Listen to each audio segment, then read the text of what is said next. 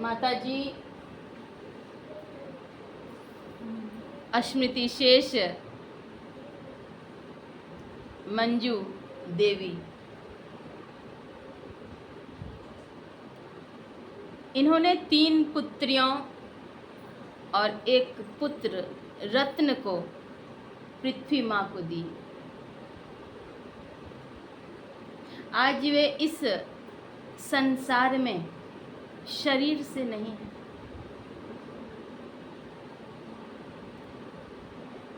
लेकिन इन्होंने जो सृष्टि में योगदान दी, त्रिरत्न का जो दान वसुंधरा देवी को जो दी,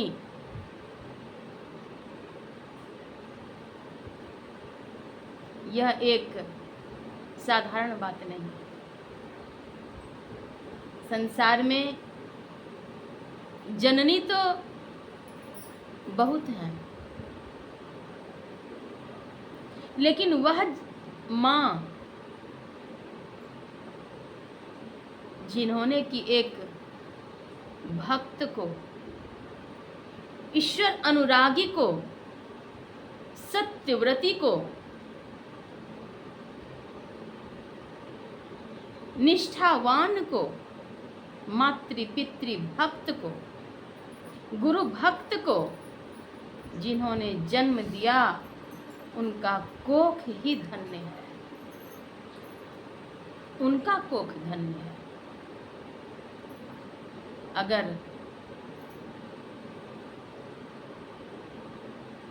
जिन माँ की संतान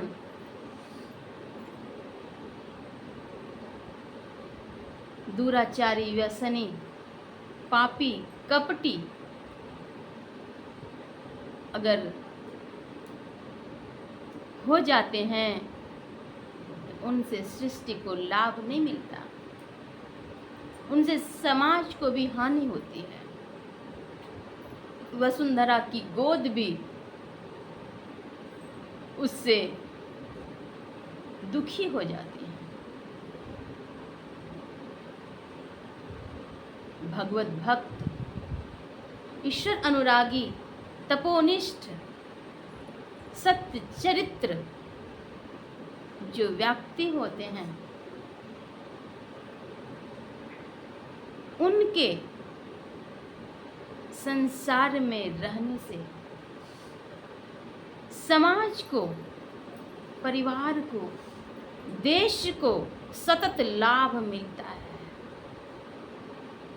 और पृथ्वी माँ भी उनके पदचापन से भी प्रसन्न होती हैं, आह्लादित होती हैं। कर्मनिष्ठ, तपोनिष्ठ, भगवत परायण आज पूजनिया माता जी इहलौकिक काया में नहीं है, पंच भौतिक देह में नहीं है, लेकिन इन्होंने जो त्रिरत्न को जो सृष्टि को दी, आज इन त्रिरत्न से परिवार, समाज सभी लाभान्वित हैं। संसद गुरु महाराज की भी ये संतान है। संसद गुरु के पावन चरणों में जो अपना शिष्यत्व ग्रहण करते हैं, वे उनकी संतान कहलाते हैं। और केवल शिष्यत्व ग्रहण ही नहीं किया, संसद गुरु की आज्ञा के मुताबिक अपने जीवन को इन लोगों ने ढाला है।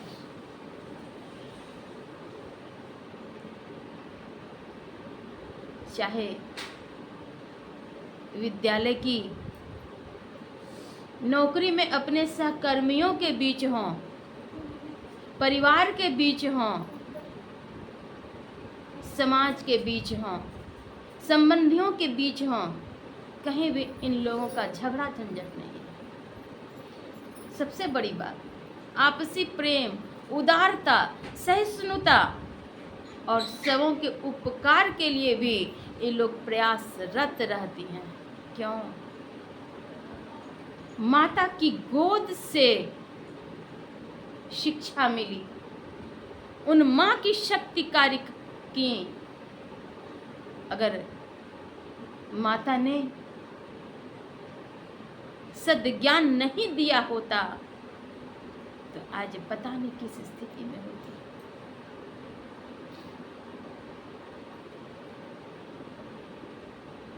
अपनी गोद में पालन पोषण करती हुई भगवत भक्ति में लीन रहना, संसद गुरु की आज्ञा के मुताबिक त्रैकाल संध्या करना और फिर संतान को सन्मार्ग पर चलाने के लिए सतत प्रयत्नशील रहना, इनकी माँ ऐसी थी। और वही परिणाम आज प्रत्यक्ष परिलक्षित है। आज से नहीं, मैं वर्षों से जानती हूँ, वर्षों से। इतने वर्षों में कभी भी एक पल मात्र का भी किसी के मध्य वैमनस्य नहीं देखा मैंने। किसी के मध्य वैमनस्य नहीं। एकता, प्रेम, सहिष्णुता किनकी देन है? माता की देन है, पूज्य माता। वह माँ धन्य है जो कि अपनी संतान को सत्यव्रती बनाती है। सदाचार पूर्ण जीवन सुखकर होता है। आज उनकी पंचभौतिक काया तो हमारे मध्य नहीं है, लेकिन उनके प्रत्यक्ष प्रमाण हमारे बीच में हैं। त्रिरत्न प्रत्यक्ष प्रमाण। हम लोग जब विद्यालय जीवन में थी, जब मैं कॉलेज की भी छात्रा थी और जब मैं अध्यापन सेवा में भी थी, तभी मेरे विचार व्यवहार को देख करके शिक्षक, अधिकारी, कर्मचारी और यहाँ तक कि साधु महात्मा भी ये पूछने को, सोचने को बाध्य हो जाते थे कि ये ऐसी हैं तो इनके माता पिता कैसे होंगे। और वे लोग मेरे माता पिता से मिलने के लिए मेरे पितृगृह पर जाते, मिलते कि कैसा ज्ञान दिया। वो माँ कौन है, वो पिता कौन है? तो वह माँ धन्य है, वे पिता धन्य हैं। मेरे पिताजी, मेरी माँ बाल्यकाल से ही झूठ नहीं बोलना है और इस पर पूर्ण शासन के साथ उन्होंने रक्त में संचालित कर दिया सत्यव्रत को। रक्त में संचालित कर दिया। आज ये त्रिरत्न जो हैं, मैं तो समझती हूँ इनके माता और पिता की देन है, जो कि सदाचारी, कर्मनिष्ठ और भक्तिवंत हैं।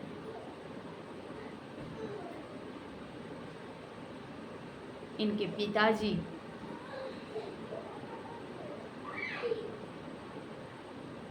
आदरणीय दयानंद बाबू, आदरणीय दयानंद बाबू, वे भी सद्गुरु महाराज के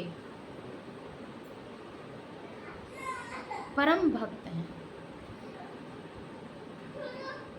सत्यनिष्ठ,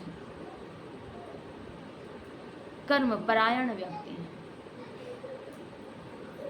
समाज के बीच उनकी उदारता, एक उदारता उनकी याद आ गई मुझे। जब हम लोग भागलपुर छात्रावास में पढ़ाई कर रही थी, एसएम कॉलेज की छात्रा में थी।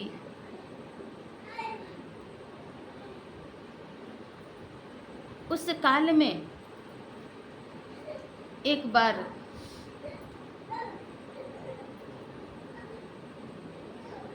स्मृति शेष मंजू देवी, पूज्य मंजू देवी जी की सुपुत्री हैं ये लोग, सुभद्रा, अर्चना, साधना। अर्चना की तबीयत कुछ खराब थी। मैंने इससे कहा चलो डॉक्टर के पास मैं लेकर के चलती हूँ। तो उस काल में भी और आज भी अगर मैं कोई बात कह देती हूँ, अवहेलना कभी नहीं करती है। बोले हाँ दीदी ठीक है चलिए। लेकर के मैं जाती हूँ डॉक्टर के पास। वहाँ पहले से डॉक्टर के इंतजार में एक छात्रा बैठी हुई थी। वह छात्रा जो पहले से थी, मैंने उससे पूछा कि तुम किस लिए आई हो, किस हॉस्टल से आई हो। उसने कहा कि चाय से मेरे पैर जल गए हैं, मैं इसलिए आई हूँ। मैंने कहा कि तुम पर्दे के आड़ में मुझे अपना पैर दिखलाओगी। तो उसने स्वीकार कर लिया, हाँ दीदी दिखला दूँगी। पर्दे की आड़ में मैं लेकर के जाती हूँ, वो कपड़े हटा करके दिखलाती है। जांघ से लेकर के एड़ी तक इतने बड़े बड़े फप्पोले थे। देख करके मैं हतप्रभ रह गई। वो अकेली बैठी हुई है, उनके संग भी कोई छात्रा भी नहीं थी उस समय। मैंने उससे पूछा घर कहाँ है, माता पिता क्या करते हैं, माता पिता कहाँ हैं। कहती है दीदी पिताजी नहीं। मैं थोड़ा चकित रह गई। इंटर की छात्रा थी, मुश्किल से 16 वर्ष 17 वर्ष उसकी आयु थी, 17 वर्ष। मैंने फिर पूछा माँ है, नहीं दीदी माँ भी नहीं। फिर मैंने पूछा फिर माता पिता ने कब चले गए, तो बचपन में चले गए। माता और पिता एक दिन एक साथ। यह सुनना था कि मेरे आंखों से अश्रु की धारा फूट पड़े। वो कहती है दीदी आप क्यों रो रहे हैं, आप मत रोइए दीदी। फिर वो पूछती है दीदी आपका नाम क्या है। मैंने अपना नाम बतलाया, गोल्डन। ओ दीदी आपका नाम तो मैं बहुत दिनों से सुन रही थी, आपसे मिलने को मैं उत्सुक थी। भगवान की कृपा हो गई कि आप आज मिल गए। बस तुरंत ही पैर छू करके उन्होंने प्रणाम किया। मैंने उससे पूछा कि तुम्हारा घर फिर कैसे चलता है, तुम्हारी पढ़ाई लिखाई यहाँ हॉस्टल में कैसे होती है, यहाँ तो खर्च होते हैं। दादाजी हैं, मामा जी हैं, कौन है। तब उसने कहा कि नहीं, दादा भी नहीं है, मामा भी नहीं है, चाचा भी नहीं है, तो कौन है। केवल एक बूढ़ी दादी और एक छोटा भाई 4 वर्ष का। बच्चे के जन्म के उपरांत उनकी माँ चली गई थी। उन छोटे भाई को उनकी दादी ने पालन पोषण किया। कल्पना किया जाए कि जिनके माता पिता कोई नहीं है, मामा दादा चाचा फूफा कोई भी नहीं है, उन बच्चों की परवरिश कैसे होगी। नहीं दरिद्र सम दुख जगमाई। अगर जिनके पास खाने के दाने नहीं है ना, उनसे बड़ा दुख संसार में दूसरा दुख भी है। नहीं दरिद्र सम दुख जगमाई, उससे बड़ा दुख भी नहीं है, कुछ भी नहीं था। मैं पूछती कैसे घर चलता है, बोली दादी किन्हीं के घर में कुछ काम करती हैं, उससे कुछ मिलता है। वो भी दादी तो बूढ़ी हो गई है, उसी से घर चलता है। मैंने पूछा सुबह से क्या खाई हो? तो आज सुबह मैं एग्ज़ाम देने के लिए गई हुई थी इंटर का। तो एग्ज़ाम देने कहाँ? जिला स्कूल भागलपुर। और उसी क्रम में चाय पी रही थी, लड़कियों ने दे दिया था, भूखे कैसे जाओगी, चाय पी लो। तो चाय पीने की कोशिश करी, वो चाय उलट करके पूरे पैर जल गए। कल्पना कीजिए कितनी पीड़ा रही होगी। सगे संबंधी कोई नहीं, माता पिता भी नहीं, खाने के दाने भी अच्छी तरह से नहीं, परीक्षा भी, पढ़ाई भी,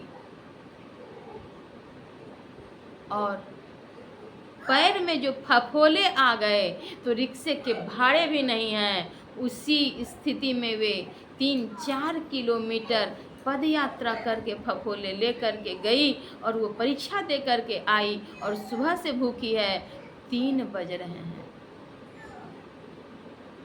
डॉक्टर के इंतज़ार करते करते 4 बज चुके हैं। सुबह से भूखी, कैसा मन करेगा? दुख सोचिए कितना दुख है।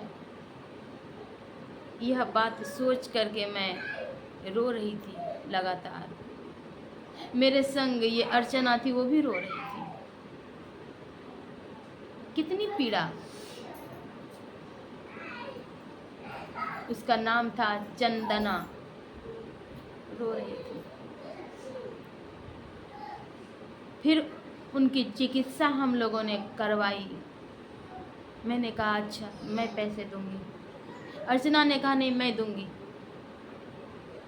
उसकी चिकित्सा करवा करके, इसकी भी चिकित्सा करवा करके, और फिर उसको रिक्शे पर बिठाई, और रिक्शे पर बिठाने से पहले उसे कुछ पैसे दिए हम लोगों ने, और खाने के लिए दिए कुछ खरीद करके, जलेबी, समोसा, मूढ़ी आदि आदि कुछ कुछ खरीद करके दी। हम लोग भी छात्रावास में ही थी, विशेष पैसे तो नहीं होते थे, जो अभिभावक देते थे हम लोगों को खाने पीने के लिए, बस वही होता था। उसी पैसे से उनको दिए और फिर उसको रिक्शे के द्वारा उसके छात्रावास पहुंचवाई। और जब छात्रावास आई तो अर्चना के पिताजी वहां मौजूद थे, अर्चना के इंतजार में। अभिभावक महीने में 1 दिन अवश्य मिलने के लिए आते थे, नियम भी था। तो अर्चना के पिताजी ने कहा कहाँ गई थी? हम लोगों ने कहा, प्रणाम किया, कहा कि हम लोग इसके इलाज में गई थी, तबीयत थोड़ी ख़राब हो गई।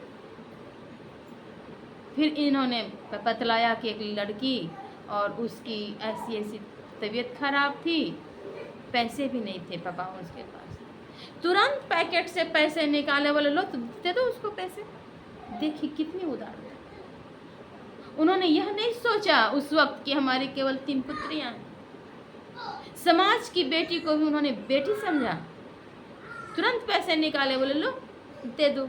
इसने कहा मैं तो दे दी हूँ, तुम अगर दे दिया तो लो, फिर तुम पैसा रखो, तुम्हें अपना पैसा दे लो, रखो। जेब से तुरंत निकाले, इतना स्पीड में निकाले कि क्या कहा जाए, और फिर इसको दे दिए। तो माता पिता के जो संस्कार होते हैं वो बच्चों में स्वाभाविक रूप से आता है। कुछ अपने जन्मजात भी संस्कार होते हैं, और हम लोगों को चाहिए कि उन संस्कार को जोगें।